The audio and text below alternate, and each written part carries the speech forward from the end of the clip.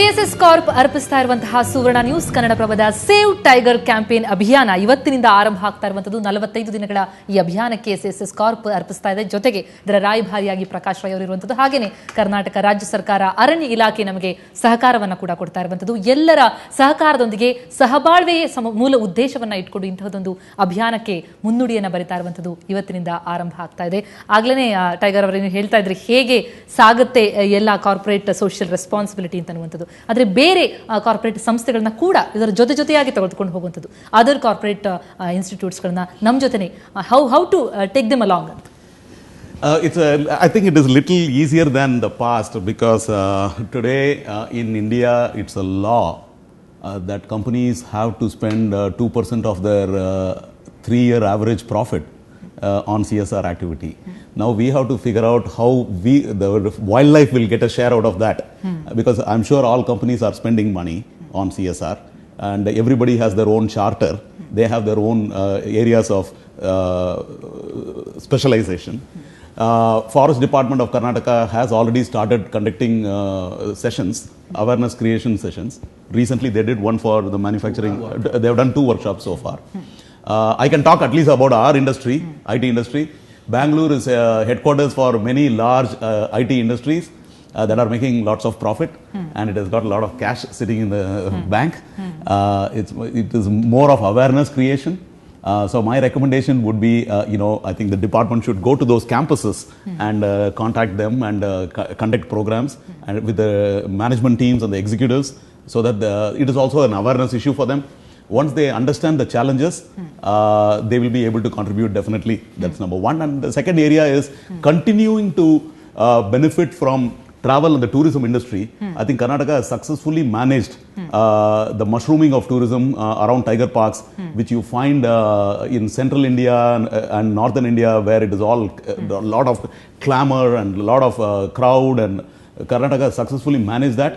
So another way of doing that is to increase the contribution from the tourism industry by, it is like super rich tax. So people who are very specialized on going to high-end resorts and staying in high-end parks should probably end up paying hell a lot of more money to the forest foundations of all those parks, and then thereby ಅಂತಹದೊಂದು ನಿಜಕ್ಕೂ luxury ಸಿಗುತ್ತೆ ಆ ಕಾಡಲಿರುವಂತಹ ಬಹುಶಃ ಹೆಚ್ಚಿಗೆ ಕೊಡ್ಲಿಕ್ಕೆ ಯಾರು ಬೇಸರ ಪಡ್ಕೊಳ್ಳೋದಿಲ್ಲ ಅಂತ ಅನ್ಸುತ್ತೆ. ಕಾರ್ಪೊರೇಟ್ ಸಂಸ್ಥೆಗಳು ಅಥವಾ ಎಲ್ಲಾ ರೀತಿಯ ಅವ್ರನ್ನೆಲ್ಲರನ್ನು ಒಟ್ಟಾಗಿ ತೆಗೆದುಕೊಂಡು ಹೋಗುವಂಥದ್ದು ಇಂತಹ ಅಭಿಯಾನದಲ್ಲಿ ತುಂಬಾ ಮುಖ್ಯವಾಗುತ್ತೆ. ಅದು ಅವರ ಜವಾಬ್ದಾರಿ. ಸ್ವಲ್ಪ ದುಡ್ಡು ಜಾಸ್ತಿ ಮಾಡ್ತಿರೋದ್ರಿಂದ ಕೇಳ್ತಿದೀವಿ ಅಷ್ಟೇ, ಅದಕ್ಕೆ ಸರ್ಕಾರ ಆಗಿದೆ. ಬಟ್ ಕಾರ್ಪೊರೇಟ್ ಆರ್ಗನೈಸೇಷನ್ಸ್ ಈ ಬೇಡಿಕೆ ಕೂಡ ಏನು ಅಂದರೆ, ತುಂಬ ಪಾಪ್ಯುಲರ್ ಪ್ರೋಗ್ರಾಮ್ಗಳಿಗೆ ಮಾತ್ರ ಅವರು ಸ್ಪಾನ್ಸರ್ ಮಾಡಿದೆ. ಸಾಕಷ್ಟು ದುಡ್ಡಿದೆ, ಈ ಥರ ಅನ್ಪಾಪ್ಯುಲರ್ ಪಾಪ್ಯುಲರ್ ಮಾಡ್ತಾ ಹೋಗ್ಬೇಕಾಗತ್ತೆ. ಆ್ಯಂಡ್ ದುಡ್ಡಿರೋರು ನೀವು ಹೇಳ್ತೀರಿ ಆ ಥರದ ಸವಲತ್ತುಗಳನ್ನು ಕೊಟ್ಟರೆ ಮಾತ್ರ ಜನ ಬರ್ತಾರೆ ಅಂತ. ಬಟ್ ಪೀಪಲ್ ಶುಡ್ ಅಂಡರ್ಸ್ಟ್ಯಾಂಡ್ ಒಂದು ಬದುಕಿನ ಶ್ರೀಮಂತಿಕೆ ಏನು. ಅದು ಕೇವಲ ಒಂದು AC ರೂಮ್ನಲ್ಲೋ ಒಂದು 10 ಲಕ್ಷದ ಒಂದು ಬೆಡ್ ಮೇಲೆ ಮಲಗೋದ್ರಲ್ಲೋ ಎಲ್ಲ ಅದು ಈ ಥರದ ಒಂದು ಮಕ್ಕಳನ್ನ ಕರ್ಕೊಂಡು ಹೋಗಬೇಕು, ಕಾಡುಗಳನ್ನು ತೋರಿಸ್ಬೇಕು. ಯಾಕಂದ್ರೆ ಎಷ್ಟೋ ದಶಕಗಳ ಹಿಂದೆ ನಾನು ಹೋದ ಒಂದು ನೆನಪು, ಆ ಜಿಂಕೆಗಳ ನೆನಪು, ಒಂದು ಕಾಡಿನ ನೆನಪು ನನ್ನ ಹಸಿರಾಗಿರೋಕ್ಕೆ ಸಾಧ್ಯ ಆದರೆ ಅದು ಆ ಥರದ ಒಂದು ಕಾರ್ಯಕ್ರಮದಾನೆ ತಾನೆ. So I think corporate world ಇಷ್ಟು ದೂರ ಬಂದಿದ್ದಾರೆ, ಬಹಳ ಒಳ್ಳೆ ಕೆಲಸ. ಆ್ಯಂಡ್ ಜನರು ಕೈಗೂಡಿಸ್ಬೇಕು. And it is going to support. ಯಾಕಂದರೆ ಯಾವತ್ತೂ ಒಂದು ಸರ್ಕಾರವನ್ನು ದೂಷಿಸ್ತಾನೆ ಕೂತ್ಕೊಳ್ಳೋದು ನಮ್ಮ ಕೆಲಸ ಅಲ್ಲ. ಯಾಕಂದರೆ ಸರ್ಕಾರ ಒಂದಷ್ಟು ಕೆಲಸ ಮಾತ್ರ ಮಾಡೋಕ್ಕೆ ಸಾಧ್ಯ ಆಗುತ್ತೆ. ಎಲ್ಲಿ ತನಕ ಕೈ ಬಂದು ತಿನ್ಸೋಕ್ಕಾಗೋದಿಲ್ವಲ್ಲ. ಸೊ ಜನ ಅದರಲ್ಲಿ ಭಾಗಿಯಾಗಬೇಕು ಈ ಥರದ ಕಾರ್ಯಕ್ರಮಗಳು. ಆಗ ಅವರಿಗೆ ಪ್ರಶ್ನೆ ಕೇಳುವ ಶಕ್ತಿ ಕೂಡ ಜನರಿಗೆ ಬರುತ್ತೆ, ಆ್ಯಂಡ್ ಅವೇರ್ನೆಸ್ ಬರುತ್ತೆ. ಸೊ ಒಬ್ಬರನ್ನ ಒಂದು ವಿಪ್ನಲ್ಲಿ ಇಟ್ಕೊಂಡೇ ಕೆಲಸ ಮಾಡಬೇಕಾಗತ್ತೆ. ಸೊ ಕಾರ್ಪೊರೇಟ್ಸ್, ಜನ, ಕಲಾವಿದರು, ಬೇರೆ ಬೇರೆ ಪ್ರೊಫೆಷನಲ್ ಅಥವಾ ಶ್ರೀಮಂತರು, ಅಂದರೆ ಕೊಡೋಕ್ಕೆ ಸಾಧ್ಯ ಇರುವಂಥವ್ರು, ಆ್ಯಂಡ್ ಸರ್ಕಾರದ ಅಧಿಕಾರಿಗಳು. This is what we have to do. ಭಾರತದ ಅಧಿಕಾರಿಗಳಿಗೆ ಎಜುಕೇಷನ್ ಇರೋದಿಲ್ಲ, ಅವರು ಏನು ಬಿಡ್ರಯ್ಯ ಅಂತಿರ್ತಾರೆ. ಹಾಗಲ್ಲ ಅದು.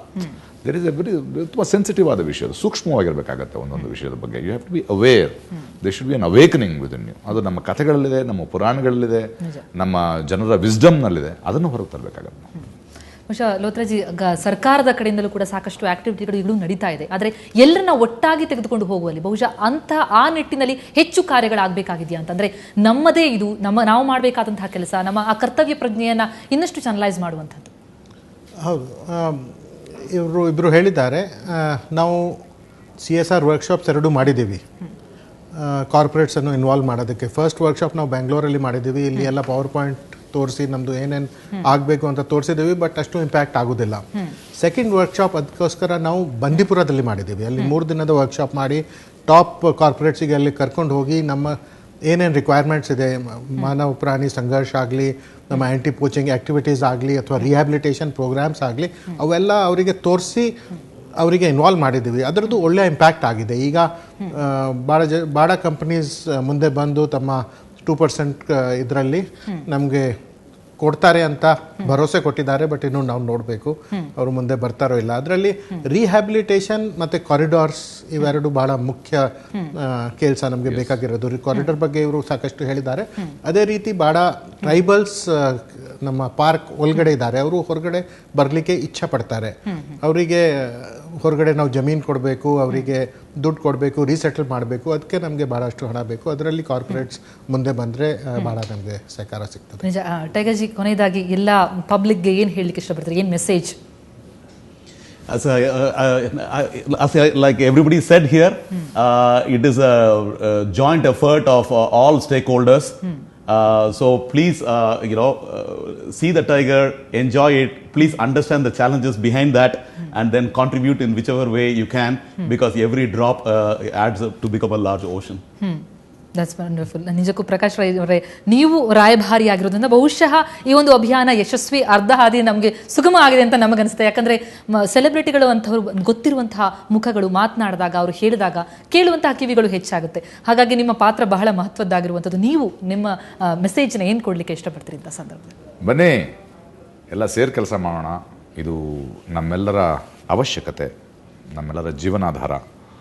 ಆ್ಯಂಡ್ ಒಂದು ಅದ್ಭುತವಾದ ಒಂದು ಪರಿಸರವನ್ನು, ತುಂಬ ನೆಸೆಸಿಟಿ ಆದ ಒಂದು ಪರಿಸರವನ್ನು ಬೆಳೆಸೋದಕ್ಕೆ, ಅಂದರೆ ಇದು ಇವತ್ತು ಕಾಡು ಬೆಳೆಸೋ ಕಾರ್ಯಕ್ರಮ ಆಗ್ಬೋದು, ಇದು ಹುಲಿಯನ್ನು ಬೆಳೆಸೋ ಕಾರ್ಯಕ್ರಮ ಆಗ್ಬೋದು, ನಾಳೆ ವ್ಯವಸಾಯಗಳನ್ನು ಬೆಳೆಸೋ ಕಾರ್ಯಕ್ರಮ ಆಗ್ಬೋದು, ನಮ್ಮ ಮಕ್ಕಳ ಜ್ಞಾನವನ್ನು ಬೆಳೆಸೋ ಕೆಲಸ ಆಗ್ಬೋದು, ನಮ್ಮ ಹಾಡುಗಳನ್ನು ಬೆಳೆಸೋ ಕೆಲಸ ಆಗ್ಬೋದು, ನಮ್ಮ ಟ್ರೈಬಲ್ ಕಲ್ಚರನ್ನು ಬೆಳೆಸೋ ಕೆಲಸ ಆಗ್ಬೋದು. ಎಲ್ಲವೂ ಈ ಹುಲಿಯ ಸುತ್ತ ಇದೆ. ಅಷ್ಟು ಮುಖ್ಯ ಈ ಹುಲಿಯನ್ನು ಸೇವ್ ಮಾಡುವ ಈ ಕ್ಯಾಂಪೇನ್ ಏನಿದೆ, ಈ ಅಭಿಯಾನ ಏನಿದೆ, ಇದನ್ನು ನೀವು ಅರ್ಥ ಮಾಡ್ಕೋಬೇಕು. ಇದರ ಡೀಟೇಲ್ಸನ್ನು ಇನ್ನೂ ಹಲವು ಕಾರ್ಯಕ್ರಮಗಳ ಮೂಲಕ ನಿಮ್ಮ ಹತ್ರ ಬರ್ತಾ ಇರ್ತವೆ. Stay tuned with us. ನಮ್ಮ ಜೊತೆ ಇರಿ. ನಮ್ಮ ಎಲ್ಲ ಕಾರ್ಯಕ್ರಮಗಳನ್ನು ನೋಡಿ, ನಮ್ಮ ವೆಬ್ಸೈಟ್ಗಳನ್ನು ನೋಡಿ, ನಮ್ಮ ಪತ್ರಿಕೆಗಳನ್ನು, ಕನ್ನಡಪ್ರಭವನ್ನು ಓದಿ, ಮತ್ತು ನಮ್ಮ ಎಲ್ಲ ಕಾರ್ಯಕ್ರಮಗಳಿಗೆ ಸುತ್ತಮುತ್ತಲಿನ ಜನ ನಿಮಗೆ ಮುಂದೆ ತಿಳಿಸಿರ್ತೇವೆ.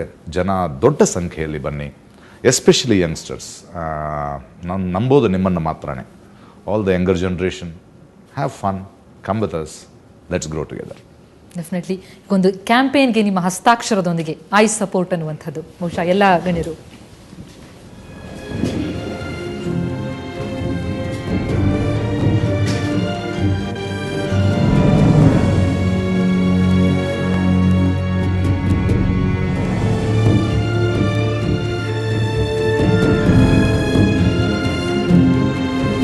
ಟೈಗರ್ ರಮೇಶ್ ಅವರೇ,